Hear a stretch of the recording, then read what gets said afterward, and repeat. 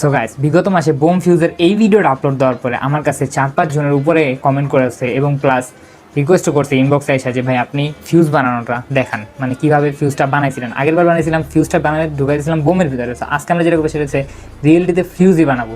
আর ফিউজের mechanism খুবই easy ভাই, just normal একটা লিপো বা লায়নের ব্যাটারি দরকার যেটা একটু বেশি পাওয়ারফুল হবে, ধরেন যে 15-16 ভোল্ট বা 24 ভোল্ট এরকম। আর হচ্ছে গিয়া ম্যাচ বক্সের একটা কাঠি হইলেই এনাফ। দেখেন ফিউজ কীভাবে কাজ করে।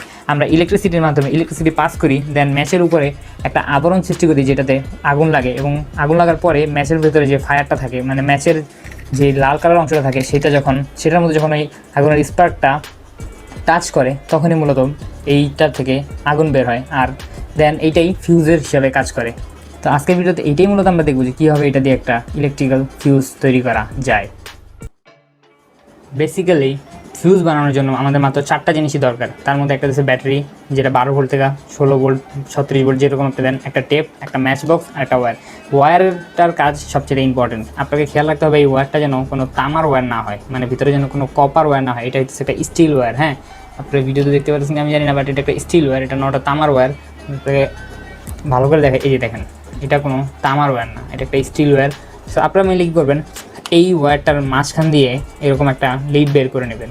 আপনারা এই তারটাকে এইরকমভাবে কাইটা নেবেন, যেটার মাঝখান দিয়ে একটুখানি থাকবে, দেন বাদ বাকি দুই প্রান্তে থাকবে। হ্যাঁ, সো এইখানে অনেকগুলো ওয়্যার আছে, কিন্তু আমি বেসিক্যালি মাত্র 2টা ওয়্যারে নেব। মানে এটার ভিতরে অনেকগুলো অংশ থাকে, সেটার মধ্যে মাত্র 2টা অংশ নেব, বাদ বাকি যেগুলো আছে এগুলো কাইটা ফালাই দেবো। এই হচ্ছে কাটা শেষ। আপনার কাজ এইখানেই 50% কমপ্লিটেড। এইবার শুধুমাত্র কিচ্ছু করতে হবে না, শুধুমাত্র ম্যাচটা নেবেন, ম্যাচের উপরে এটাকে এমনভাবে ইনসার্ট করবেন যেন এটা একদম মিডলে থাকে। ঠিক আছে, একদম যেন মিডলে থাকে, অথবা আপনারা চাইলে ছুরি দিয়া একটুখানি দাগ কেটে নিতে পারেন, একদম মিডলে থাকে। আমি মেনলি বেসিক্যালি এইটাই করি, আমি ছুরিতে একটু দাগ কেটে নিই, এটা একদম মিডলে বসে যায় একদম। তো যখন মিডলে বসবে দেন তারপর আপনারা এখানে একটুখানি টাইট দিয়ে টেপ পেঁচায় দিবেন।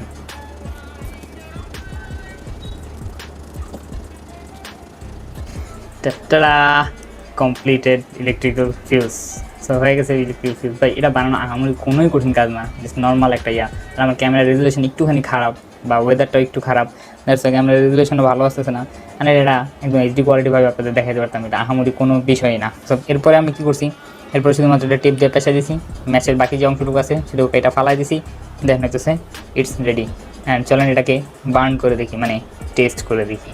তো এখন পুরোপুরি কমপ্লিটেড, এখন আর কিচ্ছু করা লাগবে না। এখন শুধুমাত্র জাস্ট এই তারটা আর এই তারটাকে দুইটাকে কানেক্ট করলে হবে। So let's 3, 2, 1 go.